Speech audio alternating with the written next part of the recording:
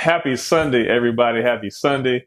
Thanks again for your support on Here on My City. We're back again with another special one. Today, I know I always say I'm going to get emotional, but today might be the one.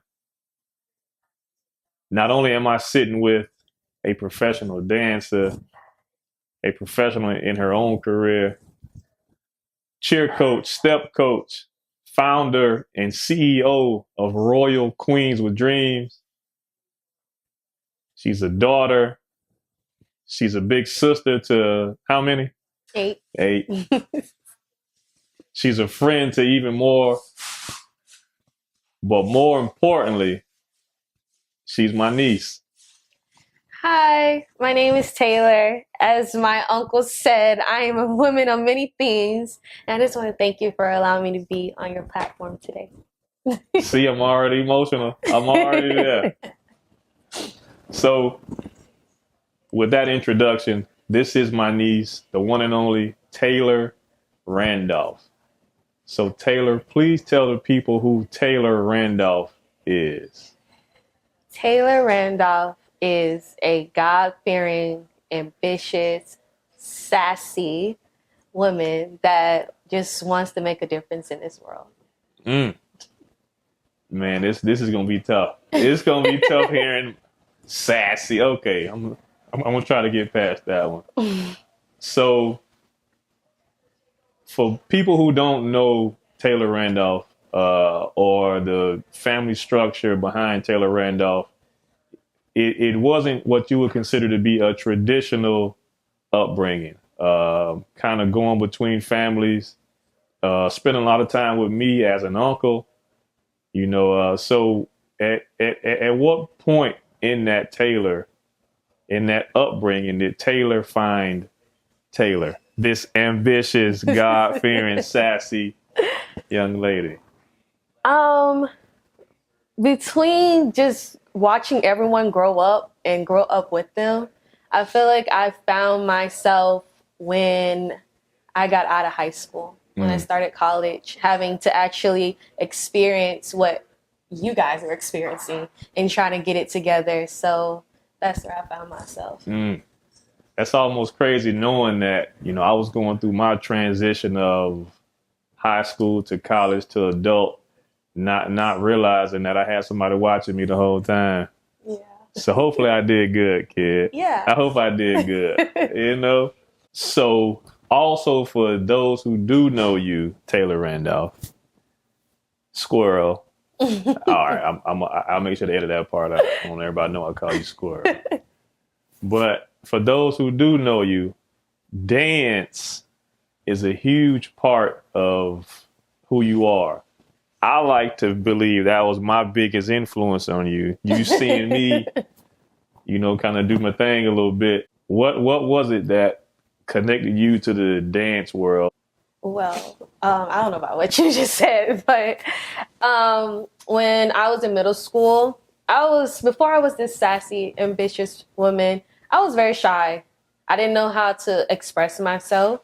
So I just joined a dance team just for a talent show in middle school.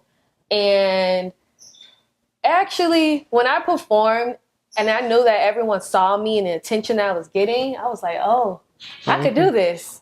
I could do this. And then I felt that dance showed who I was without me having to give words. Okay. So I stuck with it till now.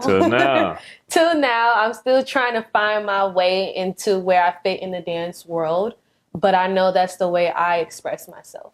Maybe the dance influence didn't come from me, but I'm going to still take credit for it.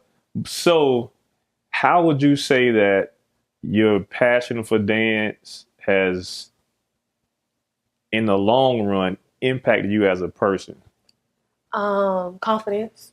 I didn't feel like I had confidence, but when you put yourself out there in a way that people are like, ooh, you could dance, they get to talk to you more. You can see your personality a little bit more. So for me, I think it's just pushing me to be a better woman because mostly people don't really see you until you can talk more, you're outspoken more. And being short People oversee you a lot, especially if you're quiet. So for me, it was just like a big difference. Because everyone sees me as Taylor the dancer. Yeah. If they know me, they know I dance. Point blank, period. So it's just like, it's good for that, but it also, nobody really understands that it built my confidence, that I could speak up for myself. This is who I am, and you're not going to tell me different. So. Dance. Man. There goes tier number 4 and 5 for me. From what I understood, you were a key component in the step team and getting that started in your high school time period. Yeah, my high school didn't have like a dance team that I would have loved to be a part of. So me and my friend decided that let's just do a step team. And I had a close friend of mine who was a stepper and decided to be a coach for it. I didn't know nothing about stepping, not one thing. But when I learned and I see how aggressive and how competitive it was, and again, showing me, that's what drove me into stepping. And I stood with it for a long time and coached after I graduated. I remember. And so now we progress into the professional realm of dancing. Your latest venture. Yeah, my latest venture was being part of Young Contemporary Dance Company in Miami. That helped me see a little bit more of what is the basic of dancing, the basic and the professional of dancing, because I didn't know a lot that I should have. And that's where I am right now, just trying to figure it out, where I stand. How does having that experience allow you to be a better coach? By the people that are teaching me, by showing me that these are the things that you need to conquer what you want. So I think that's what helped me be a coach, because I still am a little quiet when it comes to coaching. But when I have people that I look up to that is helping me be a better person for others, that's what it is, the people that are teaching me. So like a part of my interviews, I like to always see the essence of what's poured into somebody and how they pour it back out. Because whatever's poured into you at some point is going to spill out. Right. The beauty of you right now being so young, most people, it takes a while of being poured into before they pour it out. Whereas you put yourself in position to almost be a funnel. And as it's pouring into you, you're directly pouring it back out into somebody else. So that's kind of also part of why I was looking forward to doing this talk today too, because showing people that you don't have to wait. You can give while it's being given to you. It's okay to do that. I don't know if you realize you were doing that. No. I just think like I'm the person that I'm listening. I may not act like I'm listening, but I'm listening. And then when there's like a younger girl looking at me for direction, I'm like, okay, what did I learn? Like, who taught me this? What is the best approach to help this young girl be able to succeed in cheerleading or stepping? Wow. And what's amazing about what you just said, not just in the last sentence, but just period, is there's a certain level of humbleness to that, to accept the fact that someone knows more than me. And I'm accepting that, and I'm receiving it, and I'm taking it to give to someone who I know doesn't know as more as me. And not necessarily from a lack of knowledge, but just from a lack of experience. Right. So not a lot of people, your age, my age, older, younger, aren't willing to accept the fact that I can be taught something by someone who just knows more just by sheer experience. So that kind of puts you a step ahead of a lot of people in that essence of you're going to get further in life because you appreciate where you are and what you're gaining as you're gaining it. And you show that because you're giving it. I didn't know that. So that's why I was looking forward to doing this today too. And of course, I forgot my next question. Having been able to have a connection with you as an older person in your life, but still being cool with you in a sense of being able to hang out. I don't know if you remember when you were little. We used to hang out.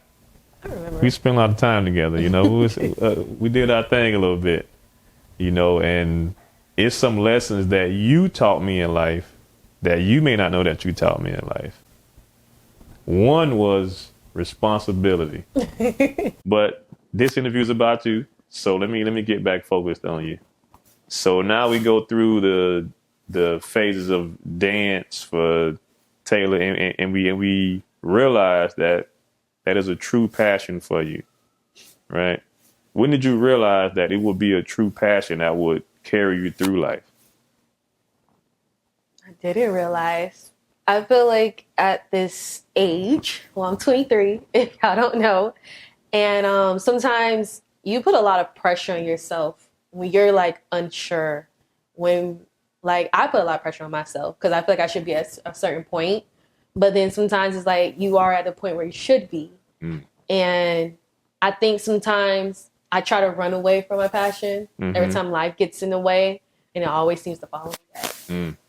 Some way, somehow, I keep finding my way to do the things that I actually love. And yeah, just sometimes at this age, it's just so hard to kind of figure out what you want because you want to live your life. Yeah. But then again, you don't want to get behind.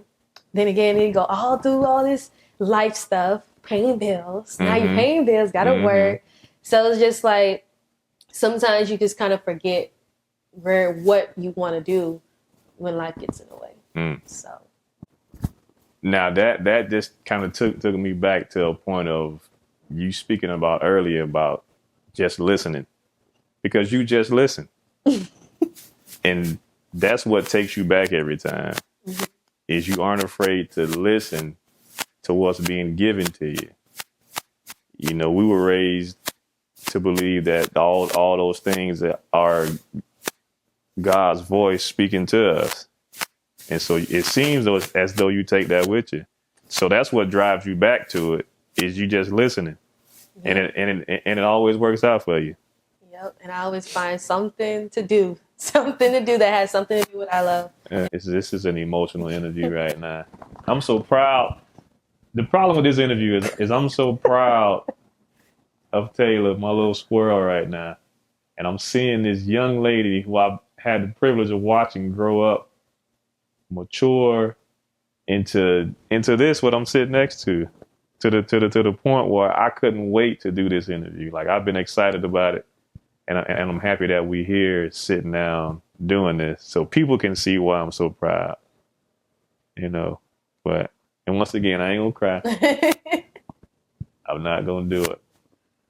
So now we talk about your passion for dance, how it's driven you, how it's kind of kept you focused, how in some way or fashion you've always been pushed back into the realm of it, you know, and in the midst of all that, you still find time to be influential, to be a role model, to be a CEO and a founder of what's now known as Royal Queens with Dreams. Now let's talk about Royal Queens with Dreams. What exactly is Royal Queens with Dreams? Royal Queens with Dreams is a nonprofit organization built to build a safe environment for girls ages from 11 to 18. Okay. It's for them to come and be themselves, come to understand they're accepted, and they can achieve anything they want to do. It doesn't matter what it is. I just want an environment where people don't feel judged. I feel like the society is based on social media and what you should be, what you think you should be, whereas just be you. There's nothing more than just being you. And that's what my organization is about. It's just to give encouragement to these young ladies to show that go ahead, go be a doctor, go be a dancer, go be a singer. Don't let nobody tell you any different. So that is what my organization is about. We do a lot of events that is encouraging. So other influential women are able to speak to these young girls so they can move forward. Because sometimes when you hear it, you may not take it in all the way, but eventually when you go through life, you're going to remember that moment. Like, I remember this lady said this and that. Now I know why. What are some of the activities that these young ladies can look forward to doing? So we just did a kickback where we had food, music, and we had different tables where they talked about college, high school, peer pressure, and more. They could also do painting with a purpose. So we also paint with what you feel like is your purpose right now. We also have like just mother-daughter teas you can spend with your mom, or we have people come out and just answer their questions about their life to see that, you know, they're human as well and they make mistakes as well. But where they are now, it took a lot so for you to understand. And we do a lot of gatherings, just talking, just wanting to know. A lot of positive uplift. Yeah, just wanted to know you, wanted you to get to know me, to know that I'm still trying to get it together, but we can do this together. Yeah. Powerful movement you got going on there, Taylor Randolph. Powerful movement. So once again, on IG at Royal Queens with Dreams, and underscore, and on Facebook at Royal Queens with Dreams. Website is on the way. If you are a web designer and you want to put your bid in, this is your chance. Don't miss out on something great. So now, obviously, I was extremely excited to see when you started your own nonprofit, because that's not too common. Especially people from my generation. It's something that people are just starting to kind of try to catch on to. But yours feels so purposeful and there's such intent behind it. If I'm a person that's looking to start my own nonprofit, what is that process? So the first process is figure out what you want to do. That's the first one. And figure out, is this for you? Because for me, I knew that I always wanted, since I'm the oldest of all my siblings, I've always wanted someone to talk to. Like, because like I said, everyone was growing up with me. It was no one to talk to because y'all trying to figure it out too. So that's how I figured out this is what I wanted to do, because I wanted to be someone they could speak to. So if you want to make your own nonprofit organization, figure out what you want to do first. Once you figure that out, know your mission, know your vision, know your goal, and then go on some biz and just get that right into Florida so they already know who you are and you're official. And then from there, it's up to you what you want to do. Then it's work time. It is work time. What I heard in that, when looking to start your own, it's important to find your passion, you said, right? Yeah. But purpose is the most purposeful way to move. As a young lady, what put you in that mindset of passion over profit? Because I'd rather be happy than rich. I think when you're happy, then you'll be like, have more blessings. Because when you're money hungry, I think you run into a lot of problems. I've seen a lot of people run into a lot of problems because the money just seems fast. And money comes, money goes. So at the end of the day, if I'm not happy, it don't matter. It don't matter, because if I lose the money, I'm still not happy. Like, it won't matter. It won't matter. And I think that is, a big problem in society today, that we want the most so we can spend it, but we're not doing anything that makes us happy. Like, enjoy what you do. The money is going to come. Because if you enjoy what you do, you always come up with good ideas. Oh, this is what we can do. Oh, this is how we can make it better. Then someone's going to see that and try to invest in you. And then, now look, you're a millionaire. You didn't even know it. They didn't even know it.